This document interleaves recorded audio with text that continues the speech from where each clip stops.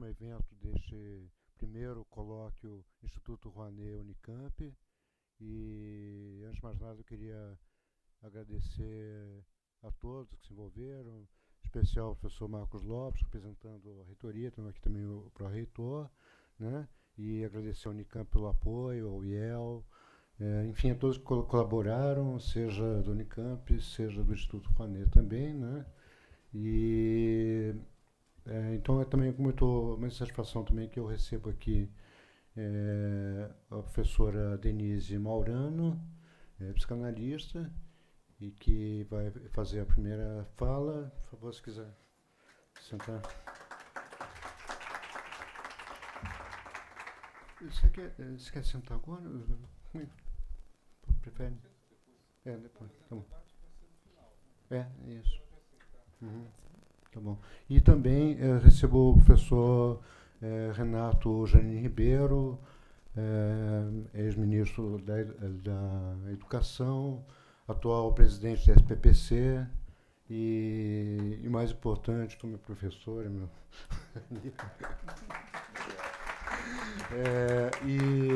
então eu vou, assim, eu também não vou me alongar muito nas apresentações, porque na verdade dispensaria, né? Mas assim, eu vou então dizer que a professora Denise Maurano, graduada em Psicologia pela PUC do Rio de Janeiro, depois teve mestrado em Filosofia pela Gama Filho e depois aprofundou os estudos no exterior, né? Por exemplo, na Université de Paris, Créteil, Val-de-Marne, doutorado em Filosofia na Universidade de Paris, Créteil, e por aí vai, seria, né?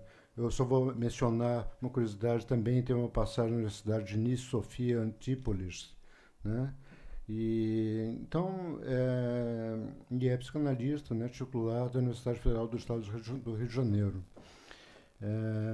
Bom, quanto ao professor Renato Janine Ribeiro, como eu já disse, ex-ministro da Educação, titular em Ética e Filosofia Política pela Universidade de São Paulo, e atual presidente da SPPC, com uma longa lista de publicações, né? Ele especializou em Thomas Hobbes, mas depois disso também publicou sobre muitos outros temas e assuntos, né? Então é uma satisfação encerrar esse colóquio, que eu acho que representa o caráter de multidisciplinaridade, que eu acho que foi uma constante desse evento, desse colóquio, né? Assim, realmente tivemos uma abordagem múltipla, né? Que talvez tenha sido proporcionado justamente pelo fato de o IEL né, ser dos lugares que apoiaram esse evento. Justamente não ficamos confinados a nenhuma área muito particular, né? E também representa um pouco a pluralidade do pensamento do meu pai, Sérgio Paulo Rouanet, né? Como nós vimos, também atuou em muitas faces. Então, sem mais delongas, eu vou então passar primeiramente a palavra à professora Denise Maurano, em seguida ao professor Renato Janine e ao final vamos abrir um tempo para perguntas, aí, um debate também. Muito obrigado.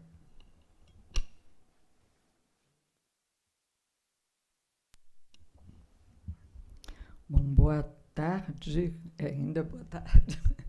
Boa tarde.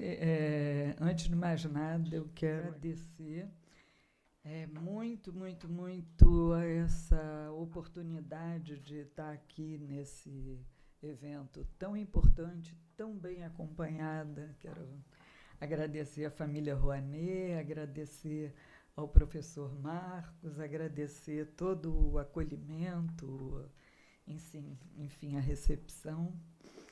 E, para tentar ficar à altura da honra de participar desse evento, eu passei a semana de Páscoa com o Rouanet, revisitando suas obras, conferências, entrevistas, um deleite. E para compor a minha fala nesse grande evento, eu achei por bem dialogar com ele através do presente que eu ganhei com a preciosa apresentação que ele fez em 2011 do meu livro Torções, a Psicanálise, o Barroco e o Brasil. Rouanet abre a apresentação desse livro apontando a inovação do agradecimento que eu faço ao meu cachorro Sultão, dentre a lista dos que me ajudaram, ao ponto de essa marca desse agradecimento ao Sultão foi tão destacada por ele que outro dia alguém falou assim, eu acho que eu conheço esse livro seu, não é aquele que o Rouanet observa que você agradece o Sultão, ficou com a marca. Porém, é Rouanet que inova quando desdobra, a partir disso, fecundas considerações impensadas por mim. Situa a inclusão de Sultão como significante ponte, dado que, aspas, o cão está ao mesmo tempo no campo do barroco, porque a representação alegórica do homo barrocus, dominado pela melancolia e pela busca incessante de saber, na sua prática farejante, né? E no campo da psicanálise, porque fornece, em sua simplicidade, a imagem invertida desse ente complicadíssimo que é o homo freudianus, condenado à divisão, à incompletude e ao paradoxo. Ele situa o homem como, aspas, ser anfíbio, natural e social ao mesmo tempo, ressentido contra a civilização porque ela lhe impõe o sacrifício de suas pulsões eróticas e agressivas. Ele percebe rapidamente que, nesse livro, o pivô da articulação entre o barroco e a psicanálise encontra-se numa discussão sobre o que vem a ser o gozo, onde não é a mesma coisa que o prazer e não se esgota na satisfação sexual. Trata-se de uma satisfação paradoxal. Dirige-se a uma tentativa permanente de ultrapassar os limites. Eu gosto sempre de lembrar a expressão que também foi mencionada aqui, da volúpia do aborrecimento. O gozo tem relação com isso também. Esse conceito, com o qual Lacan propõe um avanço em relação ao campo freudiano do desejo, além de nos fornecer uma lente para ver a cultura em suas dinâmicas de gozo, evidencia um universo de possibilidades de articulações clínicas e teóricas para a psicanálise como um todo. E, em se tratando de gozo, a expressão barroca na arte exibe belas mostrações, basta a gente lembrar Santa Teresa d'Ávila, enfim, e por aí afora. Toda aquela profusão de anjos, né? Se, aspas, aí é o Rouanet, o barroco é o mundo do paradoxo, da dialética sem síntese, da tensão incessante entre elementos contraditórios, como o sagrado e o profano, a vida e a morte, a essência e a aparência, o interior e o exterior, fecha aspas, a cura psicanalítica acolhe a paradoxalidade do inconsciente, onde os contrários coexistem e não há negação. Afinal, o trabalho clínico visa acionar a função do nome do Pai, função que estrutura o universo simbólico, as leis, naquilo que essa função não operou a contento, trazendo o custo do adoecimento, mas, ao mesmo tempo, essa cura pretende levar o sujeito a ousar ultrapassá-la, ultrapassar essa função, facultando-lhe o acesso para um campo além das garantias simbólicas. É verdade que essa visão traz uma certa convocação à vertigem, diante da qual Rouanet não recuou. A tonteira dela decorrente é inevitável, e dependendo da maneira como manejamos esse movimento, obteremos uma queda ou uma dança, dessas que têm a vocação de nos fazer voar, volatilizando o peso do corpo. Pois bem, convido-os a uma dança que implica um acolhimento particular na forma de lidar com o saber, convidos a uma experiência. A dualidade sexual proposta por Freud, indicando a bissexualidade como presente de algum modo em todos nós, Lacan justapõe uma dualidade de gozos, um gozo sexual fálico e um gozo outro, feminino, não sexual. Situa como gozo sexual o gozo que se apoia na linguagem, no que podemos articular em representações. Gozo presente na afirmação fálica de si mesmo, do si mesmo, como meio de distinção, de diferenciação. Eu sou isso, eu sou o cara, eu sou a mais bela. Toda uma cultura se organiza linguística e simbolicamente em torno do falo, que pela figuração imaginária do pênis ereto funciona simbolicamente enquanto significante da fertilidade, via pela qual o homem, desde os primórdios, busca capturar para o que cria como cultura a potência da natureza, seja tentando apropriar-se do saber que faz frutificar o solo ou engendrando o saber relativo à filosofia e à ciência. O falo torna-se, assim, linga, em sânscrito, o que se destaca, signo distintivo pelo qual se pode reconhecer a natureza de alguma coisa. Torna-se unidade de medida que organiza a subjetividade, indicando ao mesmo tempo o que nos falta, afinal, ninguém tem o falo, e ninguém tem a plena potência, e por nos faltar, nos constitui como sujeitos desejantes do que não temos. É nesse sentido que esse gozo, que é meio de delimitação identitária para nós, independentemente da diferença entre os sexos ou de nossos meios de nos identificarmos, por mais bem-sucedido que seja, revela-se sempre insuficiente.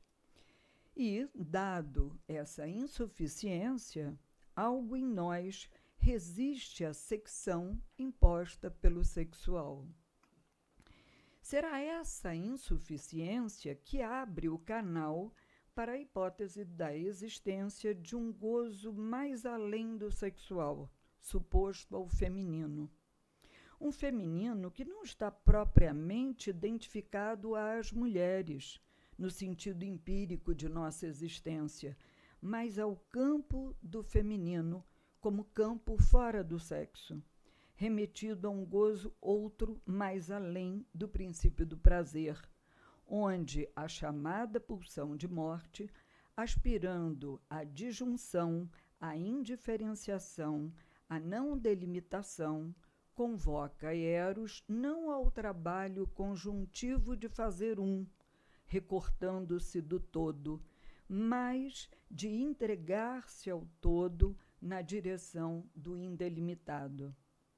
Nesta perspectiva, se o campo simbólico é destinado a traçar distinções, onde cada termo, extraído de uma indiferenciação originária de sons, se estrutura pela confrontação de pares antitéticos, claro opondo-se a escuro, doce opondo-se a salgado e assim por diante, esse campo, que propõe chamar de feminino, por referência a esse gozo da alteridade, refere-se ao que excede os limites encontrados pelo universo fálico da representação, rumo à indiferenciação originária. Esse campo, porém, não é destituído de saber. Nele se opera um saber-fazer, savoir-faire, implicado na ação, que não é senão a ação da vida. Saber transmitido por algo de vivo, que tange o limite da representação. Saber irrepresentável, mas nem por isso impossível de se apresentar, o que se dá pela experiência imediata de revelação que se evidencia pelos efeitos que provoca em nós, ainda que sem a mediação da linguagem.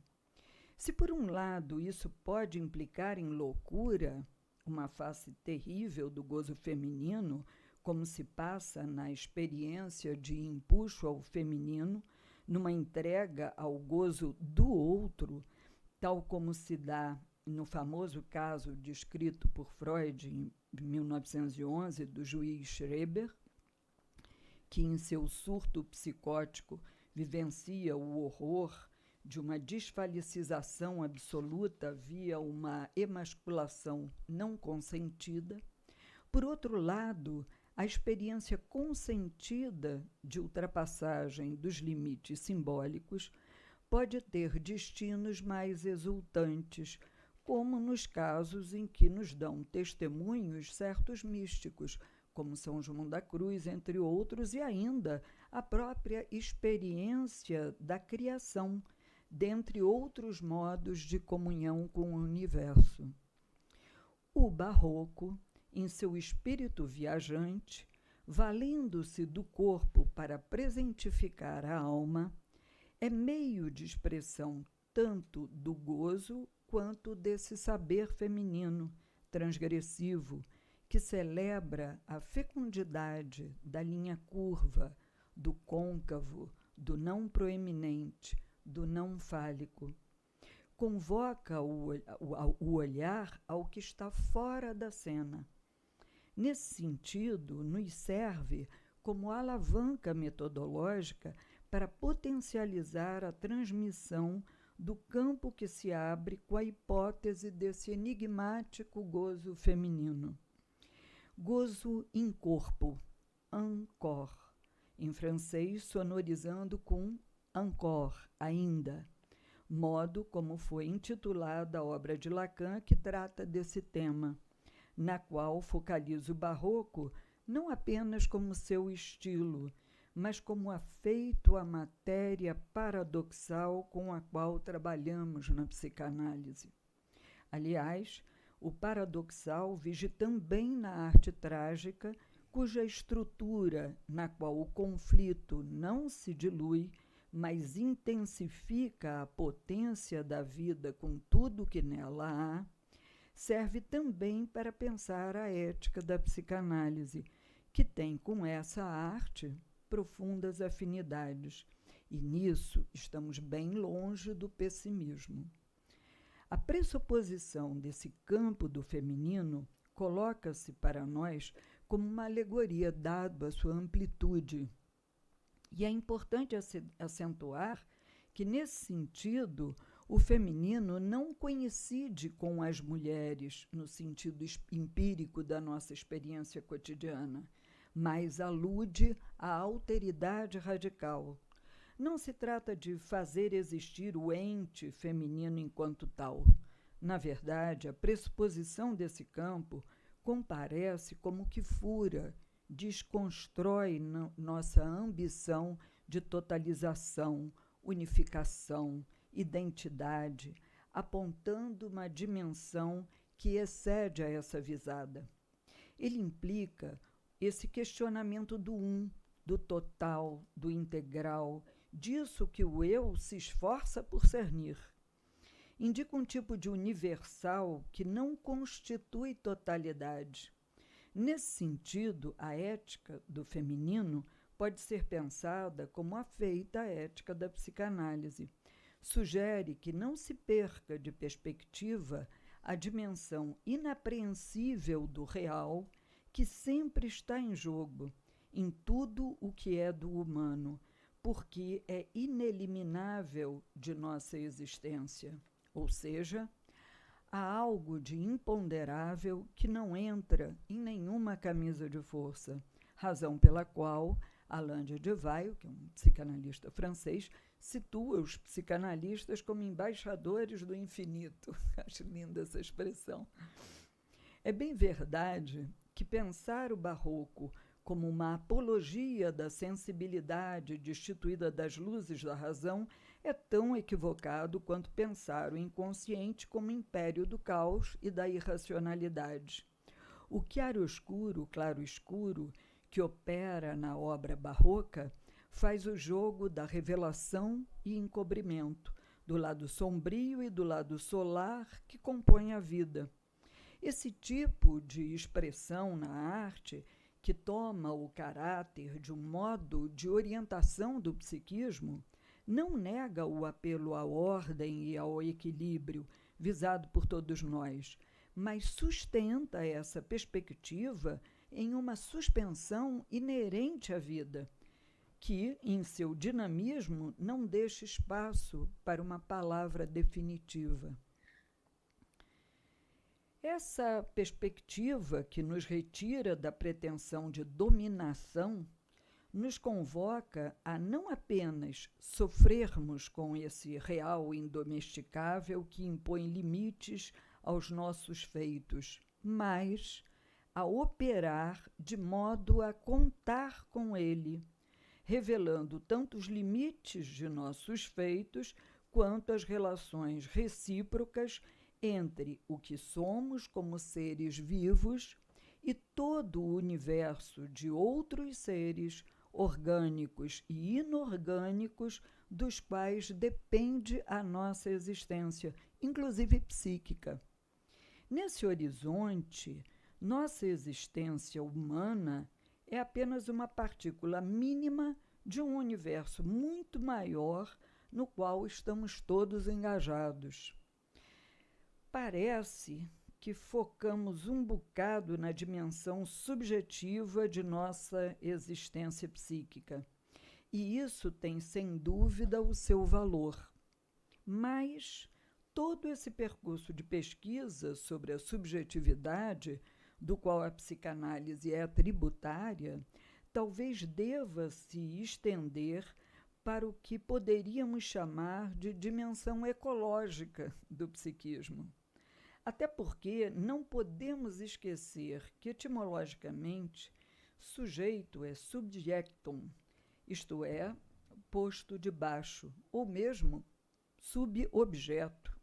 E aqui podemos ressaltar que ele não é apenas suportado pelo desejo do outro, na imensa corrente que nos referenda como humanos, mas pelo real do qual, inexoravelmente, ele é parte, já que sofre seus efeitos.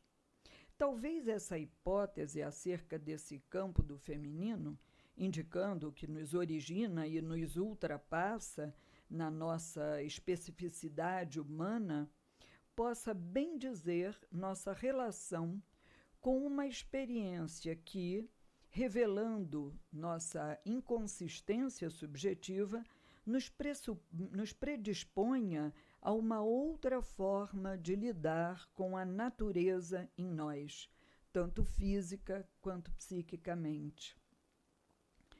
Se trabalhamos tanto com a subjetividade e com as defesas do eu, de modo a tocarmos nisso que foi designado por Freud como rochedo da castração, para aludir ao ponto no qual recuamos por medo de nos havermos com os nossos limites subjetivos, talvez, no passo dado pelo que se afigura como dessubjetivação, na proposta lacaniana para o fim de análise, que coloca o feminino em perspectiva, possamos encontrar não apenas a relação à queda subjetiva, mas a conexão com o que talvez seja interessante que designemos por ecologia psíquica. Se a ecologia constitui o estudo das relações recíprocas entre os seres orgânicos e inorgânicos, o acolhimento das reverberações de tais relações no psiquismo talvez possa implicar uma atitude que minimize nossa prepotência subjetiva, via a qual subjugamos o mundo e os objetos, tentando uma dominação nefasta, na qual a agressão à mãe natureza revela certamente o repúdio ao feminino, que é a expressão do real em nós.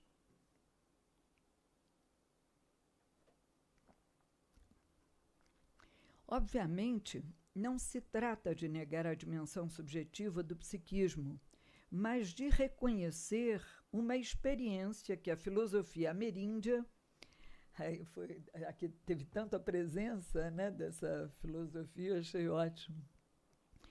A experiência que a filosofia ameríndia aponta como a potência da vida que está em tudo, nos transcendendo. E, nesse caso, se sobrepondo ao sujeito que somos. Neste sentido, a vida evolui em tudo, ela passa pelos corpos. Isso não representa nenhuma progressão, apenas é. Em uma bela entrevista com o líder indígena, ambientalista, filósofo, poeta e escritor Ailton Krenak, inclusive homenageado nessa casa, né, aqui na Unicamp, realizada pelo canal Agenciamentos Contemporâneos, mediada pela psicanalista Sueli Rounik, Krenak, citando o cientista Antônio Nobre, sublinha que o que se descobriu acerca da inforrede florestal, ou seja, acerca da interação subterrânea que conecta todas as árvores de uma floresta, é expressão de Gaia, organismo vivo da Terra, expressão de um amor incondicional, diz ele. A potência da vida, sempre em evolução e não em progressão, se expressa em todo um universo de sensibilidade de seres orgânicos e inorgânicos. A vida passa pelos corpos. Os corpos são meios de passagem da vida que os atravessa. Neste sentido, eu me pergunto, se somos parte do ecossistema terrestre, por que o psiquismo não teria uma conexão com isso que não diz respeito ao especificismo do humano? Nós, seres humanos, cheios de si, montados como sujeitos, não somos o último biscoito do pacote da vida, último ponto da evolução.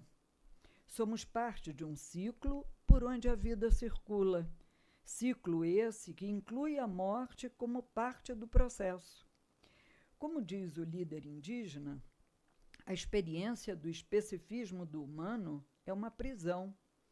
O privilégio que nos demos em detrimento de todos os outros seres acabou por configurar um pacto de extinção de nossa própria espécie. Se comemos o planeta, diz ele, como podemos habitá-lo?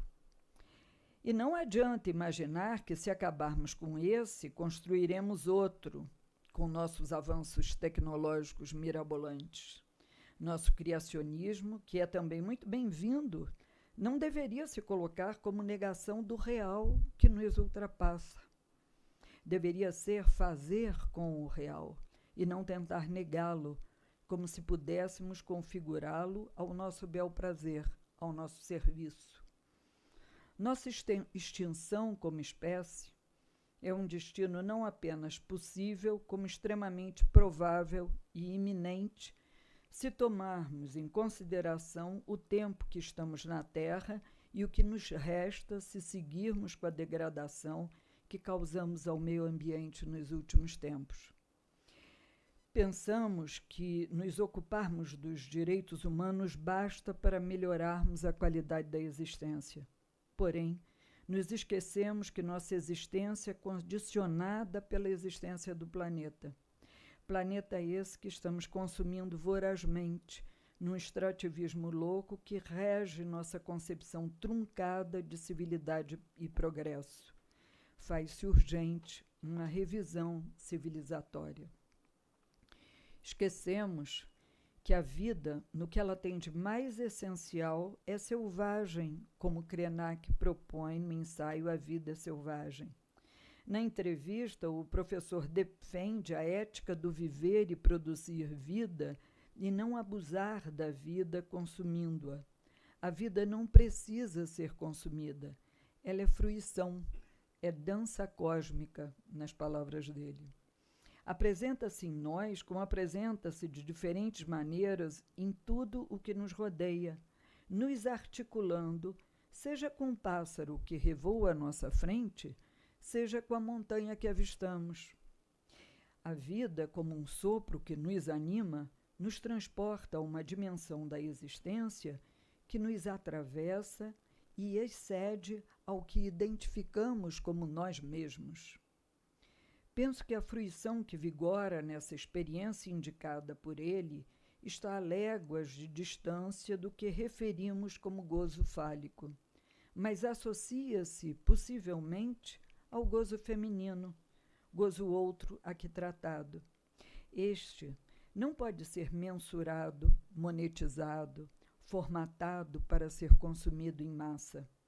Pressupõe um desprendimento, uma doação, uma entrega, como eu costumo dizer, na qual o sujeito fica em suspensão. Não é ele que preside a experiência. Aliás, ela é, sem que nada a garanta. A verdade é que estamos tão capturados por um único modo de vida e tão viciados num modo de fruição prêt-à-porter que olhamos com descrença e desdém para tudo o que nos descentre de nosso próprio umbigo. Com o termo ecoporã, Krenak enuncia uma noção de belo como o que indica a via por onde a vida respira. Isso me reportou imediatamente a uma concepção kantiana de belo, na qual podemos ler que um corpo não é belo pelo que ele é de modo singular, mas pelo fato de sua forma poder remeter a toda uma espécie. Ou seja, posso entender que por sua forma exemplar, a vida respira, remetendo a outras vidas. Então, é a imagem, né, de uma onça que é bonita não porque ela é bonita e ponto, mas porque ela nos remete a toda a sua espécie, né? Assim, o belo é a dimensão na qual um objeto não se encerra nele mesmo, mas exala a vida para além dele, inspira a procriação.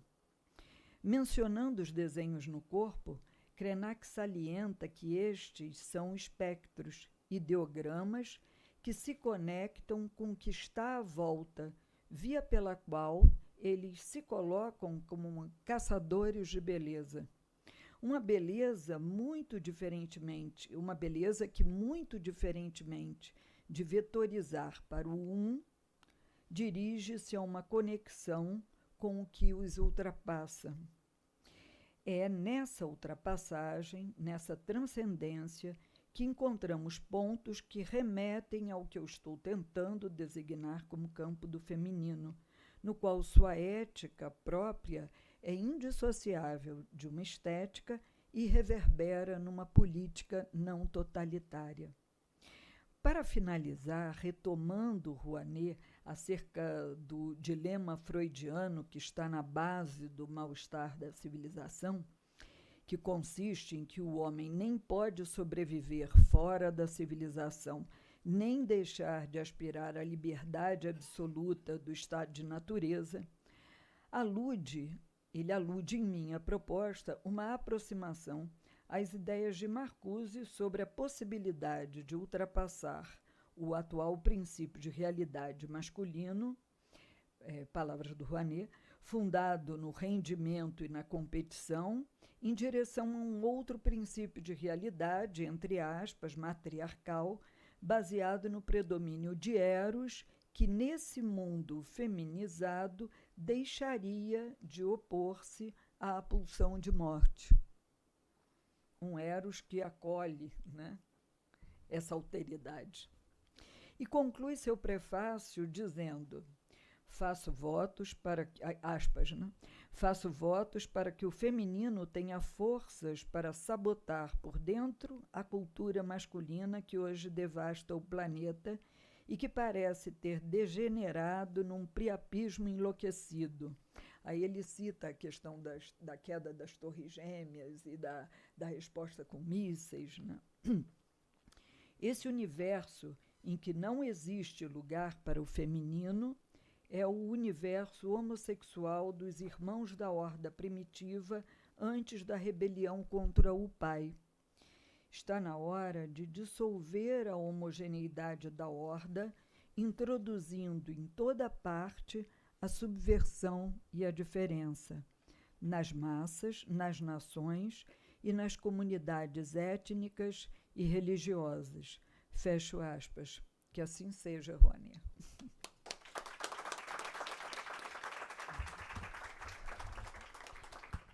Muito obrigado, professora Denise Mourão, pela belíssima palestra e pela dança que nos convidou, né?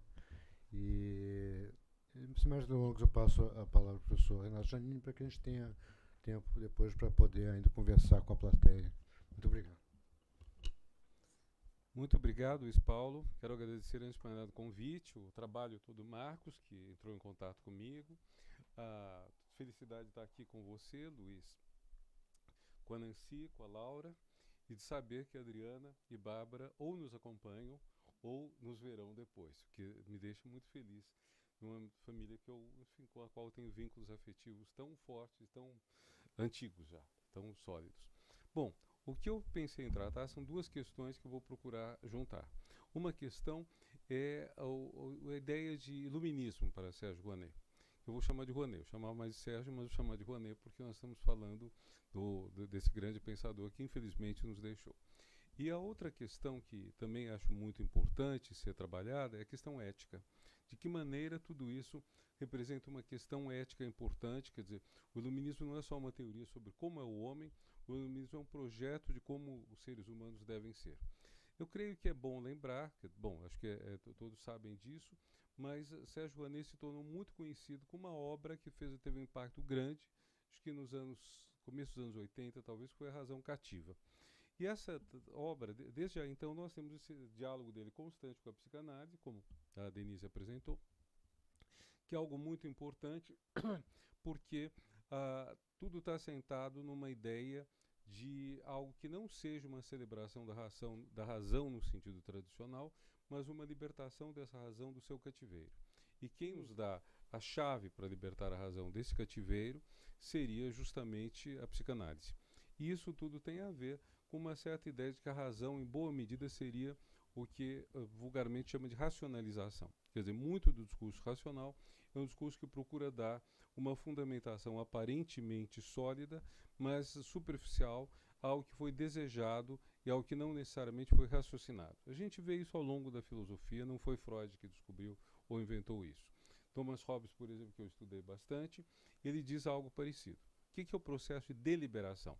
Deliberar é você deixar de estar livre. Enquanto você delibera, quando você está deliberando, você está livre para uma coisa ou outra. Na hora que você toma a deliberação final, você deixou o D inicial de ser livre, porque você engatou num determinado caminho. O que compõe a deliberação? São paixões, razão, é um mix geral, como a gente poderia chamar, um liquidificador, praticamente, em que entra tudo. Entram medos, esperanças, que são as duas paixões básicas, por assim dizer, para Hobbes, e que, na verdade, vêm da física, dos polos que se atraem e dos polos que se opõem. Isso é física traduzida em psicologia por Hobbes, que aí vai dar em em esperança e medo, o que nos aproxima e o que nos afasta. Pois bem, então nós temos um jogo de esperança, medo, razão. Então, por exemplo, eu quero, digamos, roubar uma coisa porque vai ser vantajoso para mim. Então tem uma esperança de ganhar, de roubar essa coisa. Tem um medo de ser punido. A razão entra e fala, cara, você tem uma boa chance de ser pego, porque se não fizer isso aqui. Então é esse mix total. Não tem para Hobbes não existe uma soberania da razão sobre as paixões, que existia, por exemplo, para os filósofos da escolástica, contra os quais ele escreve, inclusive, mas existe essa ideia, então, de que você está tendo um trabalho, em boa parte, afetivo, que depois você pinta com as cores mais bonitas, talvez, da razão, e esse seria o sentido do que muitos chamam de racionalização. Bom, o que Sérgio Rouanet propõe na razão cativa, é como nós podemos justamente emancipar a razão dessa sua infância, digamos. Não lembro se ele usa essa expressão, mas é como se fosse um coming of age, um amadurecimento, um sair dessa situação em que a razão apenas racionaliza, em que a razão apenas justifica, em que a razão vem apenas dar uma roupagem bonita a algo que foi decidido afetivamente, para que ela seja capaz de enfrentar o próprio afeto. Dizendo em outras palavras, esse é um tema que eu vi uma vez numa conversa com um historiador americano muito bom, Edmund Leatis. Leatis se escreve literalmente Leites, mas se pronuncia Leatis. O Edmund Leatis é um autor muito interessante. Numa conversa que eu tive com ele faz muitos anos, acho que nos anos 80, 90, ele disse que ele estava muito interessado numa ética do inconsciente. Quer dizer, a ideia é exatamente o oposto da tendência a colocar a ética no ego, ou mesmo no superego. A ética estaria já no seu inconsciente. Como você faria isso? Como você pensaria, então, quando você deseja determinada coisa, se esse desejo é infame ou qualquer coisa ruim, se você pode lidar eticamente com isso já aí, em vez da visão absolutamente normal que você tem, o id, ou inconsciente, vou usar mais ou menos como sinônimos, como sendo o espaço em que está tudo, que as paixões não têm nenhum controle e são contidas ou por uma dinâmica que vem de fora, o superego, ou pelo próprio ego, na medida em que ele organiza a vida psíquica da pessoa. Bom, então o Leatis pretendia. Como nós podemos ver isso de uma forma mais profunda? Eu estou aproximando essa ideia do Edmund Leatis do que Sérgio Rouanet se propôs fazer. Quer dizer, em que medida essa ideia de nós emanciparmos a razão do seu cativeiro, fazemos que a razão seja capaz de enfrentar as paixões, os desejos, etc., em vez de ser prisioneira deles, e sobretudo daqueles que são mais agressivos, mais horríveis, em que medida nós poderíamos conseguir dessa maneira um salto. Isso vai se ligar às ideias de ilustração e iluminismo. Ilustração é um termo que eu conheço em português e espanhol. Me parece não existir em alemão, francês e inglês, tanto quanto eu sei. Não sei em italiano tampouco. Geralmente, quando a gente faz a distinção, que, portanto, só na Península Ibérica e na América Latina é pertinente, nós entendemos ilustração como sendo o movimento cultural historicamente datado basicamente do século XVIII, não apenas no mundo ibérico, mas também na Europa como um todo, mas um movimento datado. E quando nós pensamos em iluminismo, e essa ideia é uma das grandes ideias do Sérgio Rouanet, iluminismo é o que nós tiramos disso em diante. Na verdade, o iluminismo vai além da ilustração. O iluminismo se emancipa da ilustração e mais do que ele ser uma conquista de nosso tempo, é uma tarefa, é uma missão. Daí o sentido ético que está presente nesse ponto e que uma das coisas que eu quero levantar. Então, nós temos uma ilustração datada, que, enfim, são todos aqueles autores que a gente vê, um salto em relação ao século XVII. Digamos, o século XVII é um século que celebra a razão, sobretudo Descartes, Spinoza, mas essa razão é muito mais interna corporis, é muito mais uma razão doméstica, por assim dizer, dentro de casa. Por exemplo, Descartes deixa muito claro, na dúvida metódica, ele não vai questionar as verdades do trono e do altar. Não vai discutir a política, não vai discutir a religião. Contesta, por exemplo, se isso daqui existe, mas não contesta o governo, não contesta Deus ou tudo mais. Beleza. No século XVIII, a coisa se estende, é já outra ideia de razão também, mais ampla, mas justamente essa ampliação é algo que é um processo que se deflagra. Eu faria um paralelo disso com a democracia. Democracia é uma tarefa, uma missão. Democracia não está concluída quando, por exemplo, você faz uma constituição, quando você começa a eleger presidente, quando você inclui os direitos humanos. Tanto que os direitos humanos estão em constante expansão, inclusive ampliando-se para os direitos da própria natureza, que é o ponto que você tocou na sua palestra. Então, acho que essa proposta então do iluminismo como algo que vai além da ilustração é um divisor d'águas importante e devemos celebrar que as línguas ibéricas são as únicas, que eu saiba, que permitem essa distinção ser bem feita sem a gente ter que arrimá-la num monte de suporte de palavras, como, por exemplo, Lumière historiquement définie, ou Lumière como tâche historique, digamos, se a gente fosse traduzir isso em francês, nem sei se eles usam, mas enfim, esse é um ponto crucial no que a gente está pensando. Agora, quando a gente coloca essa questão de uma tarefa ética de expansão dos valores, que foram, em boa parte, colocados no nosso mundo pelo século XVIII europeu, coloca-se também a questão de em que medida nós estamos realmente propondo algo universal, para pensar no tema do colóquio como um todo, ou em que medida estamos chamando de universal aquilo que é a particularidade ocidental. Quer dizer, nós estamos. E as outras culturas? De modo geral, quer dizer, há uma tendência frequente no Ocidente a considerar que o Ocidente é, pegar uma palavra da Denise, é o último biscoito do pacote. Eu nunca achei muita graça no ser o último biscoito do pacote, viu, para dizer a verdade. Eu acho que seria melhor ter um pacote inteiro. Mas, enfim, dado que existe a expressão, podemos usar essa expressão de que seria a melhor coisa do mundo, né? Ora, é interessante que há um livro que está aí na livraria, ao lado do Pinker, perto dos nossos livros, que é o Despertar de Tudo. Eu não lembro se é Despertar de Tudo ou Amanhecer de Tudo. Alguém de vocês leu esse livro? É um livro que saiu há pouco tempo. São dois autores, um deles morreu logo depois de publicar, e é um questionamento geral do Pinker, do Harari, de todos esses autores, que inclusive o livro do Pinker está aí, é sobre, eu acho que não me engano, o novo iluminismo. Quer dizer, o Pinker segue esse caminho. O que é uma das primeiras teses desses autores? É que a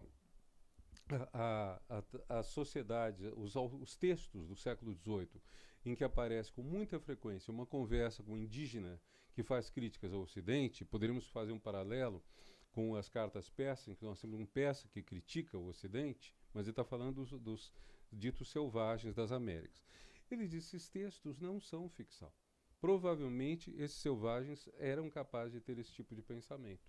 Provavelmente eles criticavam a cultura ocidental a partir disso. Em outras palavras, está dizendo que talvez uma parte do próprio pensamento que chamamos de iluminista, ou ilustrado, talvez no caso, tenha raízes indígenas. Não seja, então, simplesmente alguém que inventa um personagem. Essa invenção do personagem, o Montesquieu faz nas cartas persas, o Diderot faz no suplemento A Viagem de Bougainville, quando ele faz, se não me engano, o povo da ilha de Tahiti conversar e criticar os costumes ocidentais. Pois bem, a tese desses autores é que talvez isso daí fosse realmente deles, e dão vários elementos que permitem sustentar uma boa argumentação nessa direção. Então, isso é interessante porque nos coloca várias questões. Eu já estou abrindo duas questões possíveis. Primeiro, o iluminismo, tanto a ilustração quanto o iluminismo, não seria um produto só europeu, eurocêntrico. Teriam ingredientes fortes dos iroqueses, de outras tribos. Os iroqueses, por exemplo, tinham uma confederação. Eles funcionavam como uma espécie de regime democrático. Isso veio dos europeus? Não. Os europeus não tinham democracia. Será que isso influenciou, de alguma forma, o pensamento democrático europeu? Não sei. Mas, enfim, é uma questão possível. A outra questão é, mesmo que a gente coloque o iluminismo como filho da ilustração europeia, mesmo que a gente pense no iluminismo como sendo uma cultura basicamente ocidental, o quanto as culturas não ocidentais trazem de contribuição. Eu penso muito numa foto que eu não consegui mais encontrar, mas é uma foto de uma Índia Yanomami, é uma foto acho, dos anos 90, 1990 e pouco. Uma Índia Yanomami, de seios à mostra, amamentando com um seio uma criança, um nenê. Vocês estão lembrando dessa foto? E com outro seio um lobinho. Acho que é um lobo. É uma foto cativante, né? Porque mostra justamente essa ponte mostra duas coisas. Primeiro, uma não separação entre o humano e o animal. E segundo ponto, essa ideia de que uma cultura dita selvagem pode ter coisas a nos ensinar. Vejam, quando a gente fala dos Yanomami, a gente sabe que eles são uma tribo muito guerreira. Que eles praticam, entre outras coisas, infanticídio. Entre várias etnias do Amazonas, é comum matar ou a criança albina ou os gêmeos. São enterrados, são mortos, etc. Tanto que essa é uma questão que volta e meia aparece. O próprio Lévi-Strauss acho que discute isso nos Tristes Trópicos, num certo momento, em que ele questiona se o antropólogo ou, vamos dizer, o indigenista deve acudir alguém que esteja para ser morto por outro indígena. E não lembro exatamente da passagem, mas tenho essa lembrança dessa passagem. Ao mesmo tempo, o mesmo Lévi-Strauss, numa conferência belíssima que ele deu para os 250 anos do nascimento de Rousseau, em 1962, que está em Antropologia Estrutural 2, Jean-Jacques Rousseau, fundador das Ciências do Homem, e ele sustenta uma tese muito interessante. Ele diz: quando a gente faz a separação entre o ser humano e o animal, entre o homem e o animal, entre o homem e a natureza, a gente prepara todas as separações posteriores. Ao separar o homem do animal, nós abrimos espaço para dizer que certos homens, ou certos humanos, são mais humanos do que outros. O, a Revolução dos Bichos, né, que agora saiu com outro título, acho que Fazenda de Bichos, mas a Revolução dos Bichos é isso. Todos são iguais, mas alguns são mais iguais do que outros, né?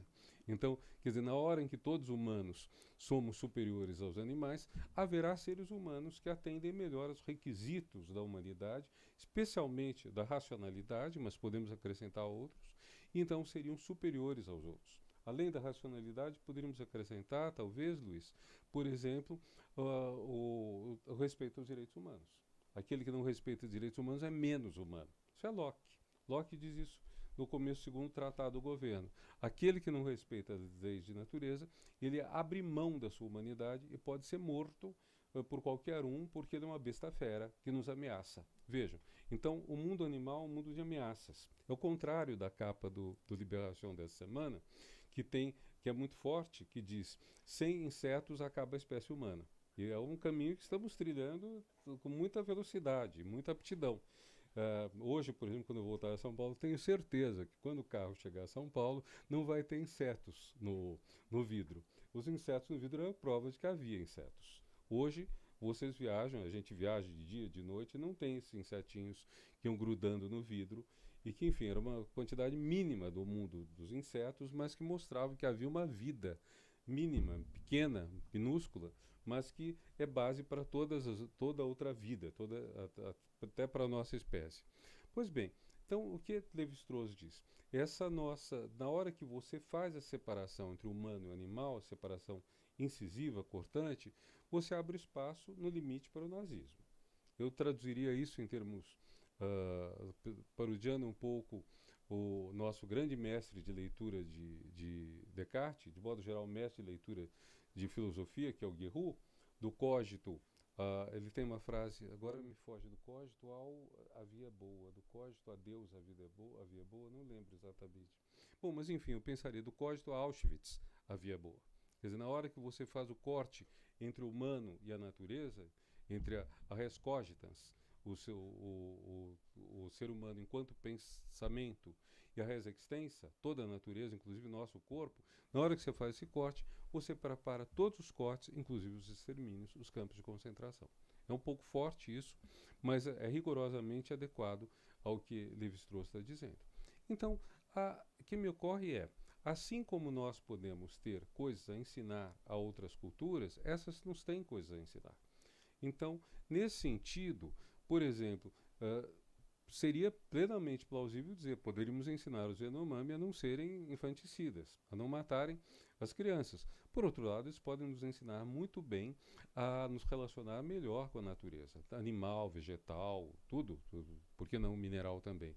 Então, me parece que aí nós temos uma questão importante no tocante à relação entre universal e particular, e ao sentido ético do universal e particular. Porque quando nós falamos de universal e particular, há um sentido que diz respeito à ontologia, à teoria do ser, há um sentido que diz respeito à teoria do conhecimento, mas é um forte sentido ético. Quer dizer, o que são as declarações de direitos humanos? Desde a inglesa, de 1688-89, até a universal, de 1948, da ONU, prosseguindo nas décadas mais para cá, direitos da mulher, direitos da criança, do adolescente, direito da habitação, direitos da natureza, o que são, senão a celebração de um universal. Quer dizer, como que esse universal se articula? Quer dizer, nós todos temos direitos na medida em que fazemos parte de uma espécie humana. Mas essa espécie humana, por sua vez, também se articula com o planeta. Por exemplo, numa visão mais convencional dos direitos precisam ter um titular. Não existe direito sem titularidade do direito. Ora, quem pode ser titular de direito se não um ser humano? Então, nesse sentido, a preservação da natureza seria um direito humano. Nós temos direito a uma natureza boa. Por quê? Por que não é a natureza que tem direito a ser ela própria preservada? Que é uma discussão complicada. Geralmente quem vai para o lado de que a natureza, ela própria é sujeito de direitos, acaba dizendo como espécie, não como indivíduo. Nós somos titulares de direitos como indivíduos. O direito a ter um julgamento decente, coisa que foi tão liquidada no Brasil nesses anos horríveis porque passamos, o direito a ter a presunção de inocência, tudo isso, esses direitos foram contestados, mas são direitos do indivíduo. Cada um de nós, enquanto indivíduo, tem direito a isso. Não é a espécie humana que tem direito. Se for a espécie humana que tem direito, podemos violar quantos quisermos. Agora, quando falamos dos direitos da natureza, nós pensamos na espécie. Então, o direito da espécie não impede que a gente coma boi, coma galinha, que a gente derrube árvores, com exceção, eu gosto muito desse episódio. Eu acho que alguns de vocês viram, mas não sei se vão confessar, o filme com Hugh Grant e Julia Roberts, Notting Hill Gate. Então, que bom que tem gente que confessa. Tem duas que confessaram, os outros todos estão escondendo, já tem 3. Bom, esse filme tem um momento, não sei se vocês lembram, que aparece uma moça para jantar e ela é lapsariana. Vocês lembram disso? A lapsariana, lapso é queda, né? Então, lapsariana é uma moça que só come frutas que caíram da árvore. Por quê? Ela não vai tirar a fruta da árvore. Ela não vai matar a fruta. Mas na hora que a fruta já está no chão, ela pode comer. É claro que é uma piada. Provavelmente uma pessoa não se alimentaria suficientemente desse jeito. Mas se nós radicalizarmos ao respeito a cada indivíduo da natureza, nós não poderíamos ser sequer veganos. Nós só poderíamos ser lapsarianos. Porque o vegano também ele vai, enfim, colher legume, por exemplo. Um lapsariano não sei se come legume, porque legume não cai, não sei como faz. É um problema que o filme poderia ter resolvido. Não sei nem se existe esse grupo, gente, mas é pelo menos uma coisa interessante para a gente questionar essas ideias de direitos. Então nós temos aí uma questão dos direitos que é uma questão que vai em expansão. A sociedade, e aí eu queria colocar outro elemento, se nós sabemos que historiadores hoje repugnam a ideia de progresso. De modo geral, o historiador não crê em progresso, porque o progresso é algo que supõe um vetor de avanço e, portanto, ele amesquinha as outras culturas. A gente sabe que as culturas são entre si irredutíveis. Em boa parte, a gente lê a história como um antropólogo leria a história. Quer dizer, um antropólogo não pode dizer que uma sociedade é superior a outra, que uma cultura é superior a outra. Ele veda a sua própria possibilidade de conhecer a sociedade se ele disser isso. O que foi o caminho dos primeiros, como Lévi-Brühl, autor da Mentalidade Primitiva, a qual provavelmente o pensamento selvagem de Lévi-Strauss é uma resposta. Sobretudo mentalidade, que tem desprezo por pensamento, primitivo, que também envolve um desprezo por selvagem. Pois bem, hoje um antropólogo tem, aliás, de muito tempo para cá, os antropólogos só funcionam na medida do respeito às diferentes culturas. Eu lembro de Sérgio Rouanet dizendo, numa palestra que a gente participou, que o antropólogo tem que ser relativista. É uma necessidade metodológica dele. E ele acaba acreditando na relatividade. Para o Sérgio Rouanet isso não era exatamente ao que ele acreditasse. Mas o antropólogo tem isso, e a leitura nossa da história é muito feita com base na antropologia. A gente pega um grande historiador, Georges Duby, ele diz: a história das mentalidades não é senão etnografia aplicada à história. Então, nós temos uma história sem progresso. Mas, pegando o caso específico dos últimos 800 anos, digamos, desde a segunda parte da Idade Média, sempre tem que pensar se é alta ou baixa Idade Média, mas quando a gente pensa, vamos dizer, de 1200 para cá, a gente tem um progresso constante, embora com retrocessos, dos valores democráticos, que chamamos hoje de democráticos. Esse termo nem teria muito sentido na Idade Média. Que nós temos cidades-estado italianas, cidade-estado dos Países Baixos, um poder crescente do juiz, uma ideia de justiça cada vez mais independente do rei ou do poder executivo. Mais tarde, aliás, num processo também que vai e vem, órgãos legislativos, podem ser as cortes medievais, os estados gerais franceses, os parlamentos britânicos, e mais tarde nós vamos ter a própria escolha do executivo por algum tipo de eleição, que não havia na Idade Média, não havia. O rei era geralmente um posto hereditário, quando muito eleito pela alta nobreza. Bom, então nós temos esse avanço constante. E é desse avanço constante que vão surgir, então, primeiro, só para resumir, né, um judiciário independente, ainda há juízes em Berlim, a frase famosa do século XVIII, um legislativo independente, um executivo eleito e direitos humanos. Então, com esses 4 elementos, nós temos o que nós chamamos grosseiramente de democracia hoje, a qual se acrescenta também a democratização das relações de trabalho, que não o foram, e a democratização das relações de afeto, que também é uma tarefa em curso, né? Então, se nós temos essa sequência, nós podemos talvez dizer que haja uma possibilidade de construção de um universal misto, um universal mestiço, um universal que pegue vários elementos, elementos que são contribuição da sociedade ocidental, elementos que são contribuição dos povos ameríndios, elementos que são contribuição das sociedades orientais. Eu lembro também num congresso em que eu estive com o Sérgio, promovido pelo Cândido Mendes, que havia acho que era um inglês. Bom, é fácil até descobrir o nome dele e tudo, mas eu esqueço sempre. E ele deu uma palestra muito interessante sobre a orientalização do Ocidente. A gente ouviu muito falar já da ocidentalização do Oriente. Isso é Max Weber, né? A ideia de que você vai racionalizando e você introduz, então, os elementos da cultura ocidental numa cultura que não o é. Então, o Oriente, a África, o mundo todo foi ocidentalizado nos empreendimentos coloniais. Colonização das Américas, século XVI até o XIX, colonização da África e Ásia, século XIX e XX. Pois bem, o que esse autor dizia está havendo uma orientalização do Ocidente, em boa parte pelas práticas de saber, pelas práticas culturais, pelas práticas espirituais, enfim. Então, se nós pensarmos que temos pelo menos essas 3 famílias, famílias indígenas, sociedades ditas primitivas ou selvagens, da América e África, a família europeia, que tem supostamente um avanço que vem desde a antiguidade, que é o que a gente estuda na escola, geralmente, né? Quer dizer, não sei se vocês tiveram outra chance, mas eu estudei o quê? Começava com o Tigre e Eufrates, tinha a Síria, Babilônia, Egito, Israel, Grécia, Roma e Europa. É isso. Agora, nada fora disso, né? Nada. Então, e nós temos que colocar todo o resto. Aliás, uma coisa que eu vivenciei quando eu estava no Ministério da Educação foi muito interessante, foi quando começamos a elaborar a Base Nacional Curricular Comum. E aí, o pessoal de História fez uma proposta que, no fundo, foi muito ruim, a proposta inicial deles. Eles não tinham era só uma proposta puramente teórica. Mas havia uma coisa interessante, eu fui ver os livros de história que estavam sendo comprados pela FNDE para distribuir às escolas, eram bons, são bons, por 2 razões. Primeiro, eles não estudavam só as classes altas, mas também as classes baixas. Egito não tinha só faraó, tinha Felá.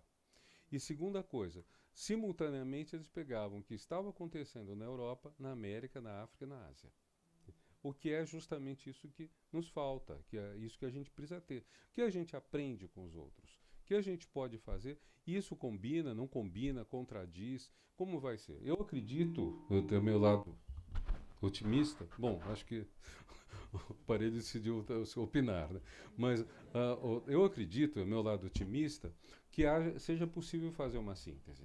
E acho que essa síntese é, vamos dizer, quase sinônimo de universal. Quer dizer, se a gente pensa em Hegel, o que é universal senão uma síntese? Nós temos particularidades.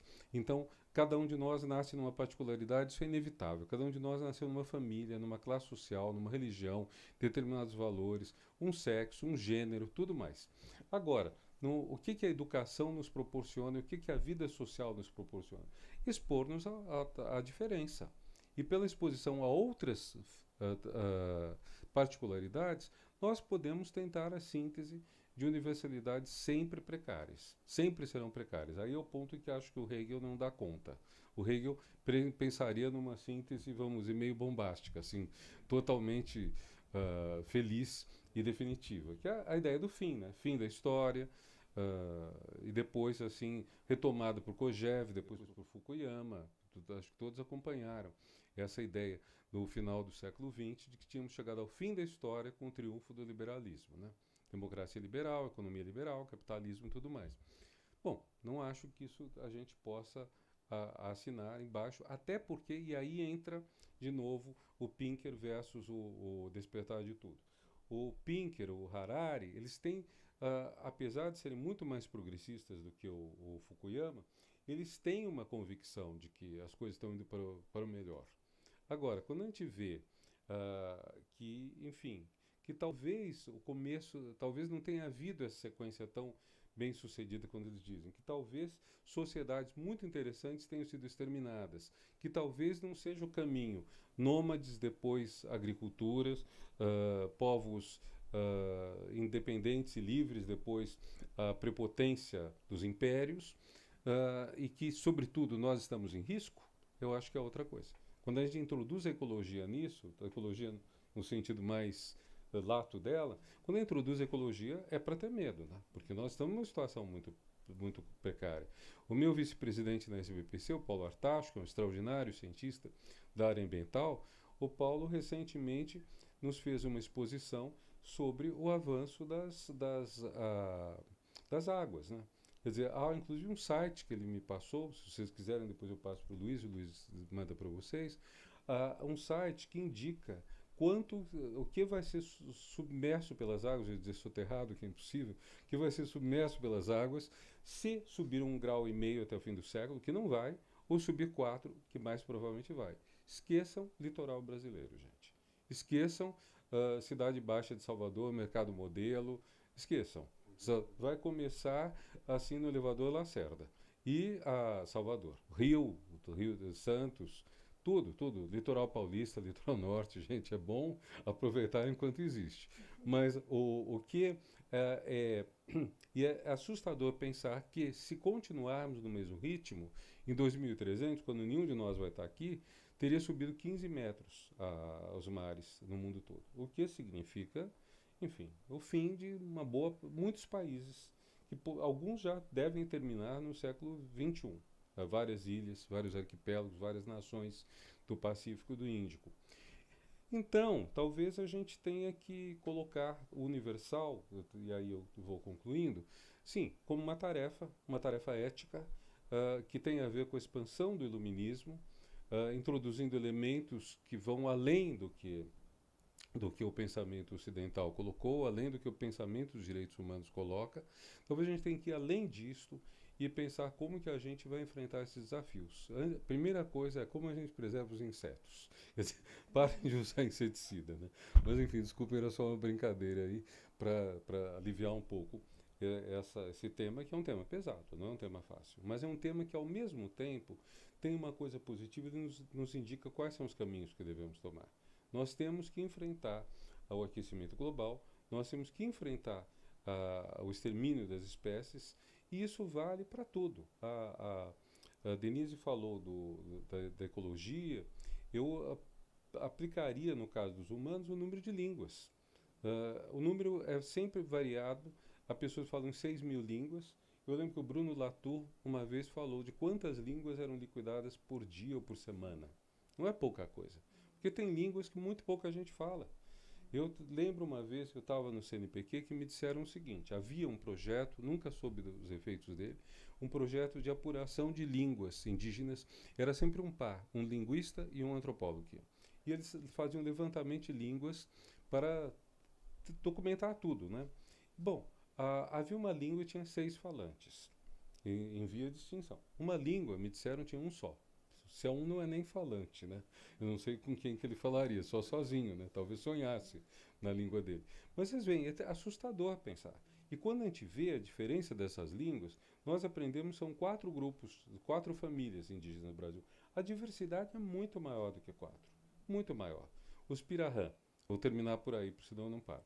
Os Pirahã foram estudados por um missionário americano chamado Everett. O Everett foi lá e para aprender a língua deles e traduzir a Bíblia na língua deles. Foi lá com a mulher e as filhas. E aí ele perdeu a fé religiosa.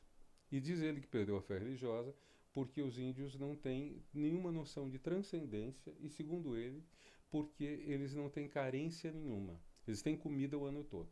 A Amazônia tem peixe o tempo todo, tem fruta, tem coisa o tempo todo, tem mandioca o tempo todo. Então, eles não sentiam nenhuma não havia lugar no mindset deles, na mentalidade, para entrar Deus, para entrar a transcendência.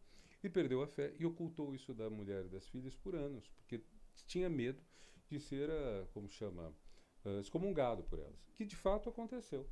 E aí, vocês veem, não sei se isso funciona, não sei se uma língua está tão ligada às condições materiais de vida quanto o Everett supõe.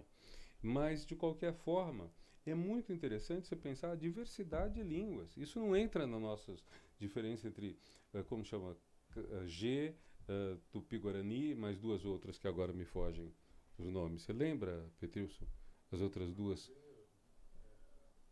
Quais são as 4 famílias indígenas do Brasil?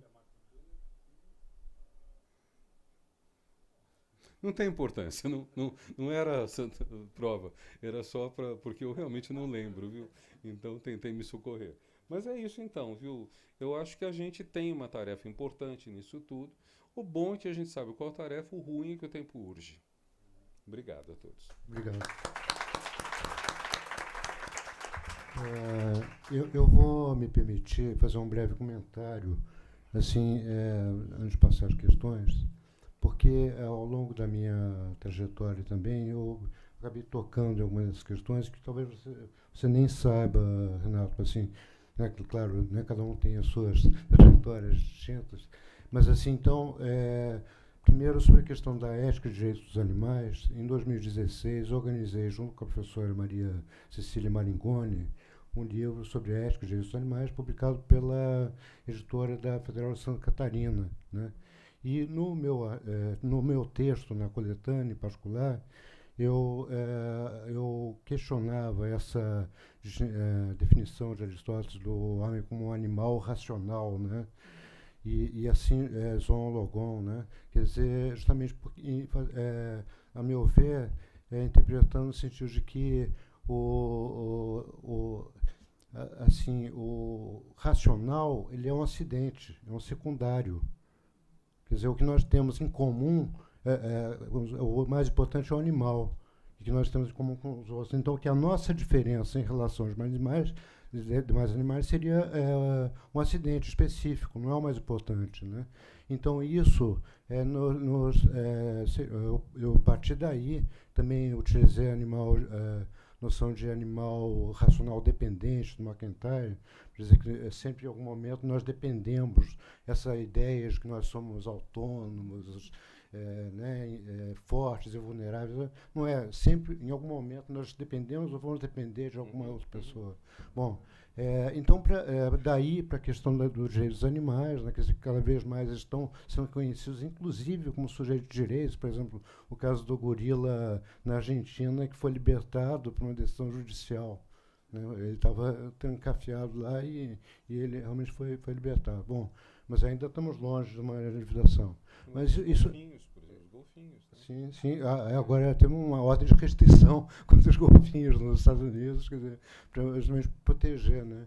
Mas assim, daí um outro aspecto também, que é o seguinte, é que episodicamente eu tratei da questão ambiental, né? Então, por exemplo, em 2005, em Florianópolis, eu escrevi um texto chamado Ética Ambiental e Irreversibilidade, né? Que na época, inclusive, foi durante um furacão, um ciclone que teve, que foi pela primeira vez chegou à Terra, não se dissolveu no mar.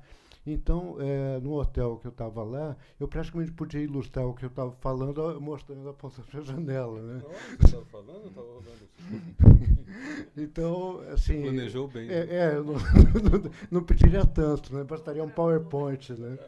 Mas, então, mas assim, na época eu sustentava, quer dizer, a gente está chegando a um ponto de não retorno, pode estar chegando em relação a um ponto de não retorno, em relação a isso, tal, preciso fazer alguma coisa, tal.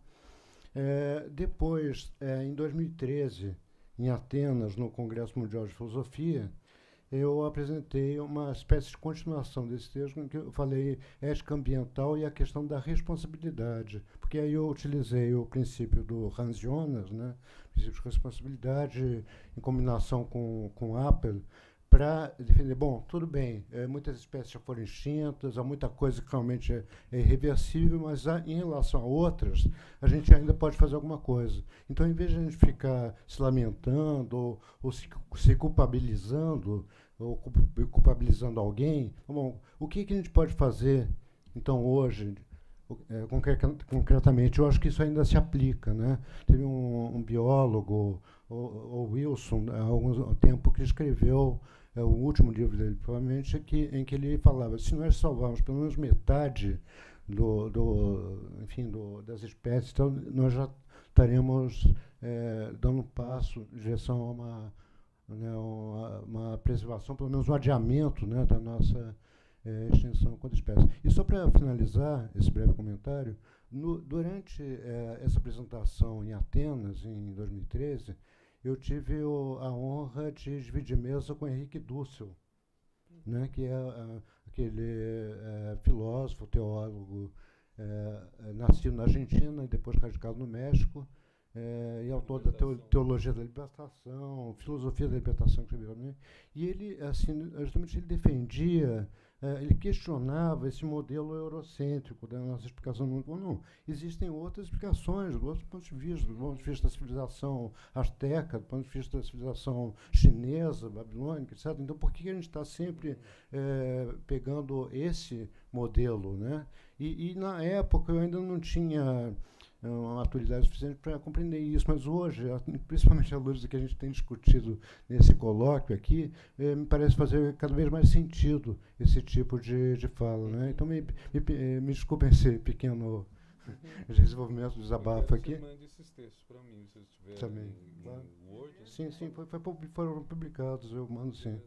Então, isso, acho que são discussões essenciais, né, que a gente tem que fazer aí, né? Mas, bom, dito isso, eu passo a palavra, então, ao público, quem desejar se manifestar, colocar uma questão. Claro.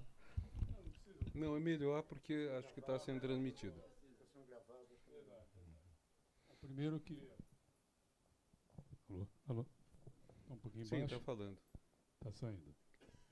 Bom, queria primeiramente agradecer. Acho que a gente encerra, né, esse evento com chave de ouro, fazer um chavão, mas que é verdade, vocês abrilhantaram muito o nosso evento, agradeço, então, antes de tudo.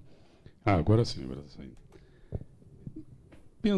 Tentando aqui juntar um pouco, né, que a Denise, Renato colocaram, talvez essa questão da incompletude, do falo que você se referiu, Denise, falo masculino, inclusive, que eu acho que está na origem, inclusive, desses comportamentos que a gente tem, inclusive, em relação à questão da própria destruição ambiental, por um lado, do meio ambiente, mas também pensando, por exemplo, em um conceito até psicanalítico, que é essa coisa do ressentimento. Porque essa ideia de não completude leva a um ressentimento, e que a gente viu, por exemplo, quando vivenciamos nas eleições ano passado, quer dizer, esse ressentimento que as pessoas que se reflete na questão do meio ambiente, mas se reflete na vida social como um todo, né, no comportamento, no ódio ao outro, né, ao que de alguma forma é diferente. Ele não se coloca no ponto de que ele também é tão diferente quanto o outro, mas ele parte de um centro. Ele é o centro para julgar o outro, né, que o outro é diferente. Não, eu não sou diferente. Quer dizer, se parte dessa concepção. Então, eu pensando um pouco nisso, como é que talvez aí na sua percepção, né, de como a ideia de uma visão feminina, né, na feminina no conceito lacaniano que você traz, poderia dar conta desse ressentimento de alguma forma para pensar alternativas, inclusive para a forma como olha o outro, né, para buscar essa autoridade, essa relação entre inclusive o universal e o particular. Me fiz claro? Acho que também o microfone não ajudou muito. Mas enfim, é por aí. A ideia é de talvez pensar essa relação entre sobre a questão psicanalítica, mas olhando também para os comportamentos humanos que a gente vivenciou aqui de maneira muito brutal no Brasil, né? Obrigado.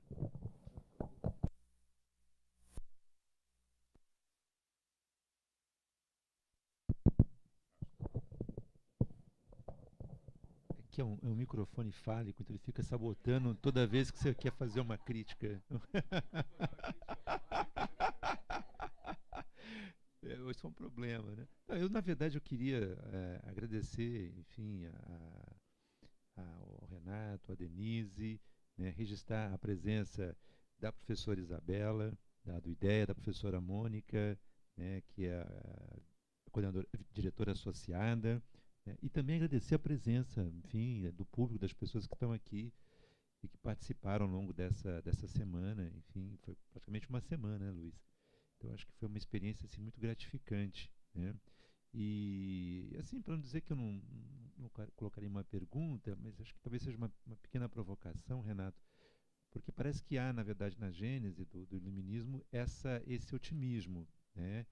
Digamos, há um certo otimismo, que, de certa forma, é meio que colocado em crise, não apenas pela, digamos, violência, vamos falar assim, quase que ontológica do ser humano, mas, assim, de eventos que acontecem e que colocam em suspensão esse otimismo, né?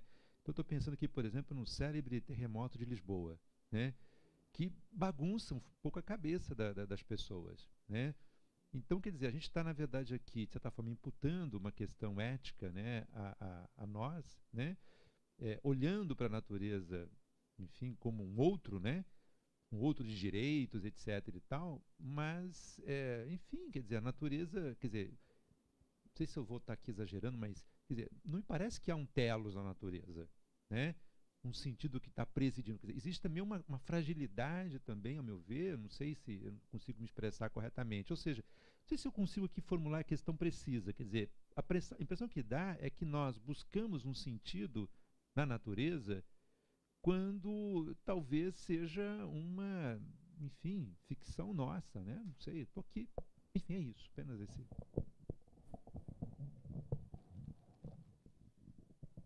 Bom, eu queria agradecer a todos também, a ambos pelas brilhantes palestras. Agradecer ao Marcos por ser tão generoso, ele me colocou como coorganizadora também, a todos do Instituto Rouanet, e eu pude fazer tão pouco, mas eu fiquei muito feliz que tenha acontecido de maneira tão brilhante esse evento.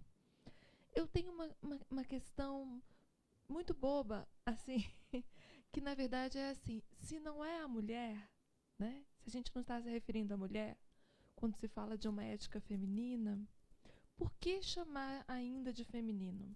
Deve ter uma razão, uma boa razão, mas eu não consigo ainda atinar, né? Quer dizer, se a gente diz que o gozo feminino não é o gozo da mulher, por que a gente ainda chama de feminino? Eu sei que é muito básica a minha questão, né? Mas a gente tem, pensando em questões, pensando em outras culturas, né? A gente tem a expressão yin yang, né? Enfim, que o yin encaixa o feminino, quer dizer, inclui o feminino, mas não chama de feminino.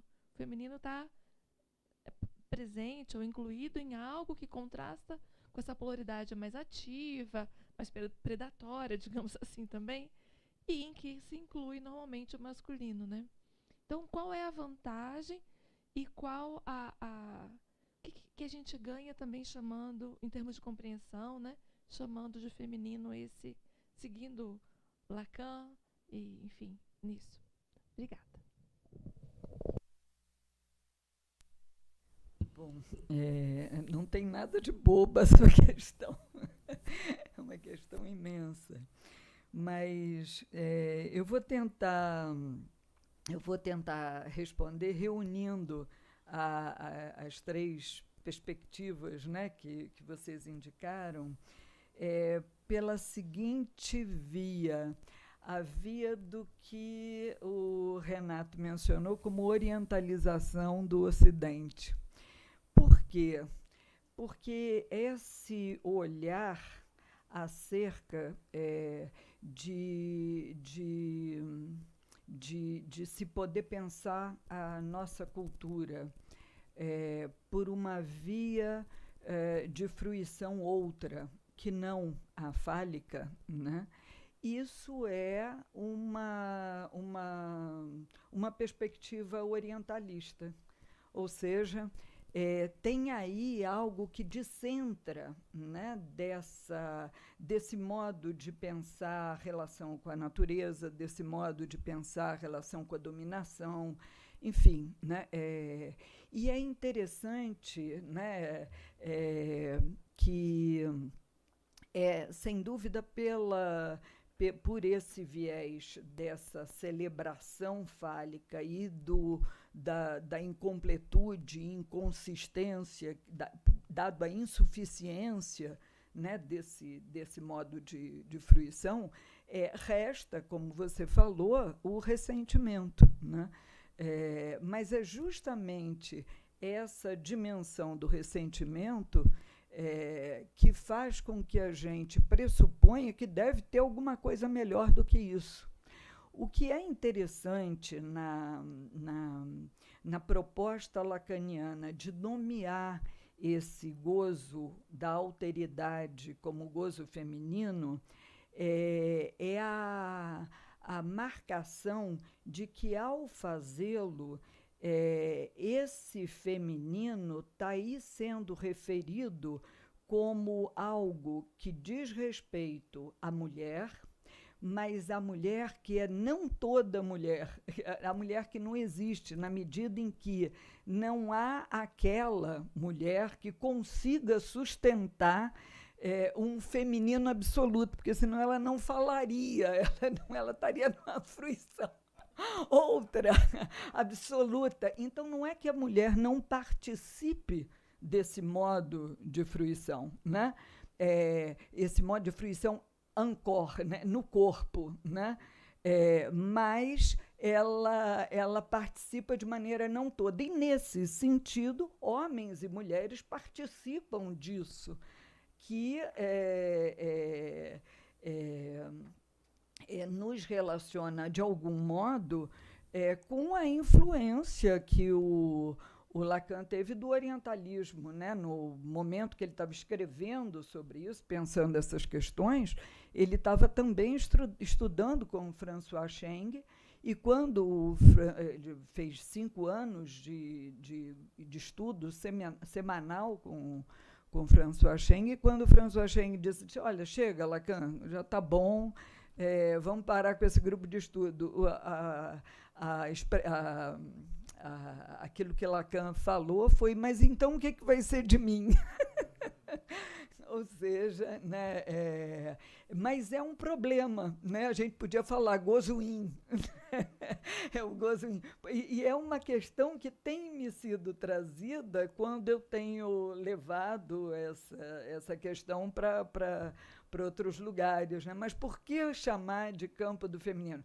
Mas aí também se articula com o que a gente chama de mãe natureza, com o que a gente chama de uma certa relação do feminino com a natureza, com uma natureza que nos escapa enquanto mulheres, embora participe de nós, né?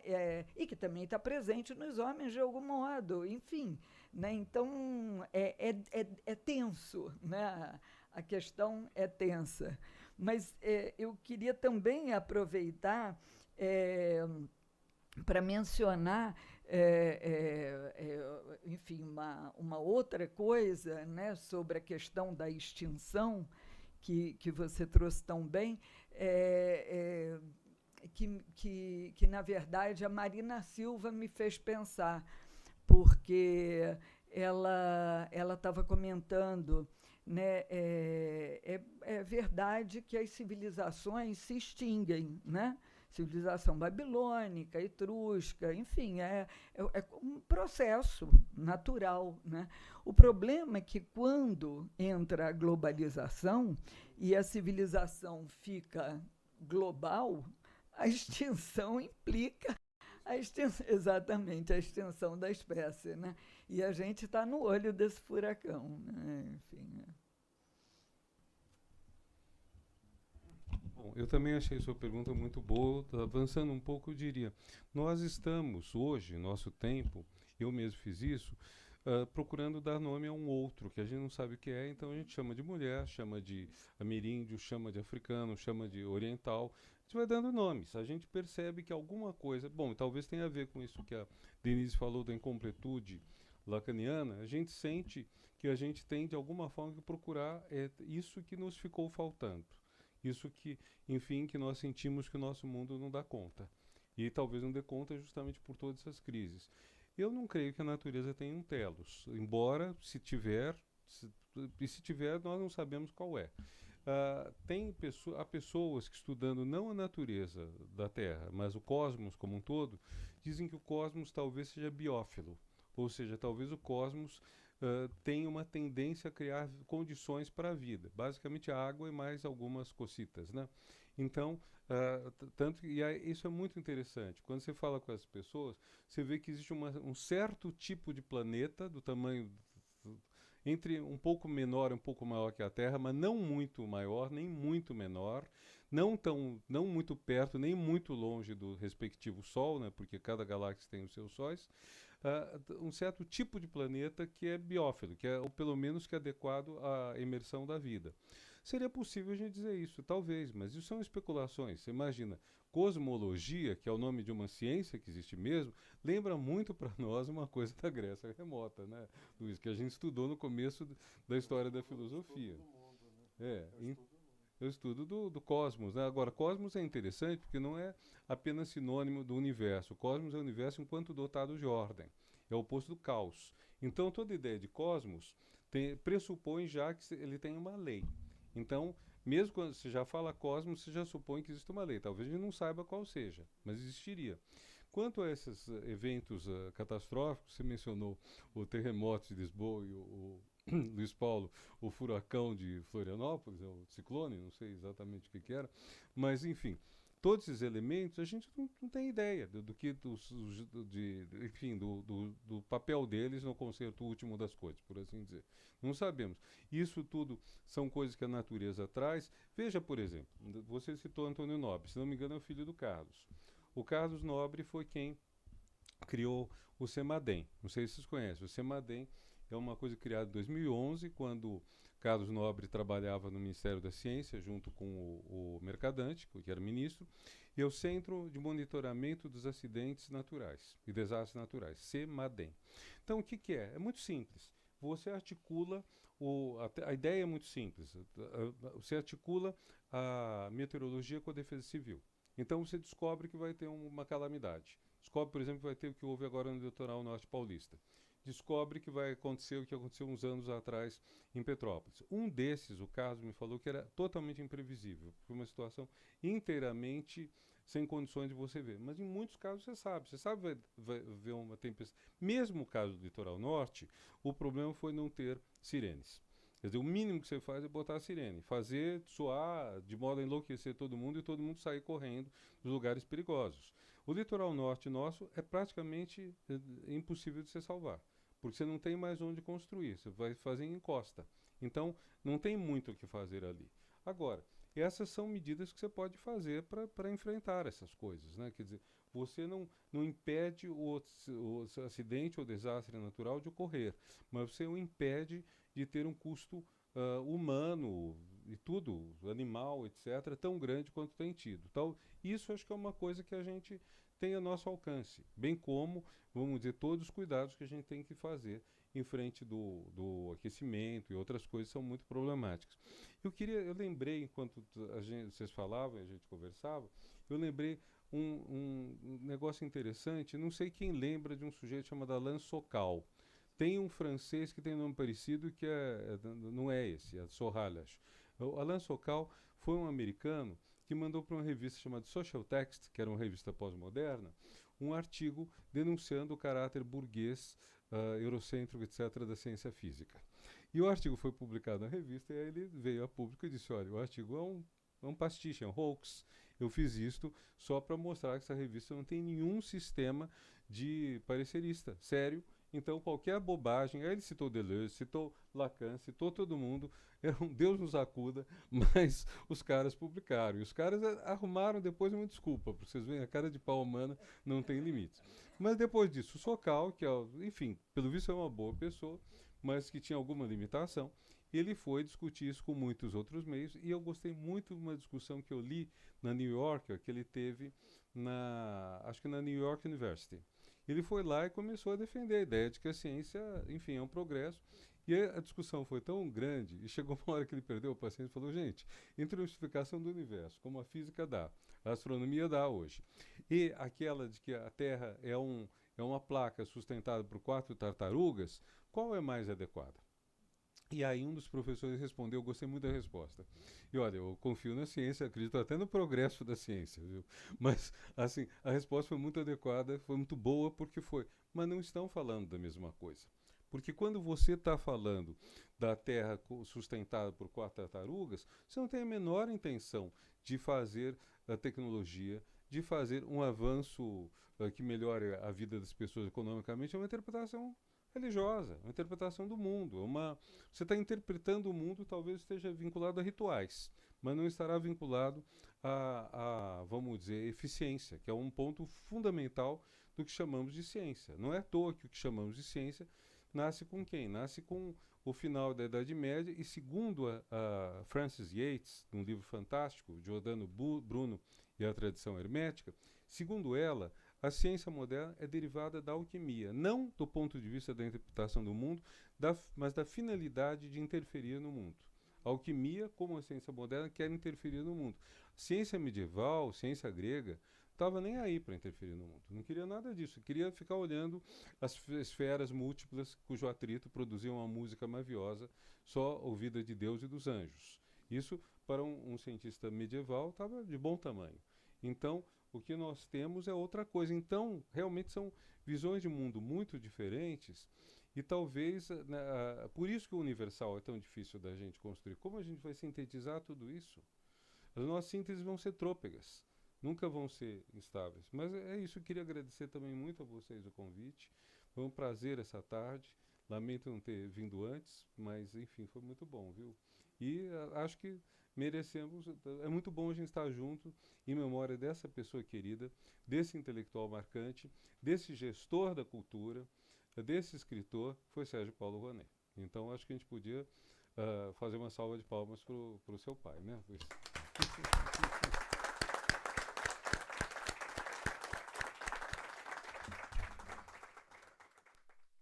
Eu queria agradecer também e dizer que, de fato, para mim, tem sido foi uma experiência incrível esse colóquio, né? Inclusive me permitindo também rever, repensar, né, a obra do meu pai, talvez o meu próprio pai, de uma outra perspectiva, né? Quer dizer, que eu ainda levaria muitos anos de análise para fazer isso, né? Mas, em todo caso, eu acho que eu não tenho tempo para isso, né? Mas, enfim, talvez uma sessão curta, né? Infinita, né? Pois é. Aliás, eu cometi um ato falho aqui para a seminário, que a Denise acabou de falar, e eu peguei o telefone e falei, muito obrigada. Né? Quer dizer, o lado feminino masculino aí, né? Exatamente. Mas então, enfim, daí eu só queria agradecer, citar também algumas pessoas especiais aqui que colaboraram, né, além do próprio Marcos, Isabela, o Fernando de Samoreira, né, que eu conheci ao longo da preparação do colóquio, né, foi apresentado, e realmente foi incrível, porque eu acho que com a sua chegada, Fernando, ampliou muito os limites do colóquio que nós íamos pensando. Seria uma coisa minúscula, assim, e provavelmente muito mais restrita sob diversos pontos de vista, né? E com a sua chegada a gente ampliou incrivelmente a questão da cultura indígena, cultura negra, fizemos essa ponte com Vozes Negras, filosofia, evento que foi organizado aqui na Unicamp também. Então, acho que foi fantástico, e eu espero, assim, realmente que isso seja o início de uma colaboração. Eu acho que foi lançada a ideia de que no próximo ano seja feito em Tiradentes. Eu acho que vamos tentar viabilizar isso, né? Então, é isso, eu agradeço. Só só queria mencionar, por fim, acho que tem duas pessoas também que colaboraram também para o nosso colóquio, que é a Nancy, né? Nancy Rouanet, e a Cláudia, que está do meu lado aqui também. Tá ok?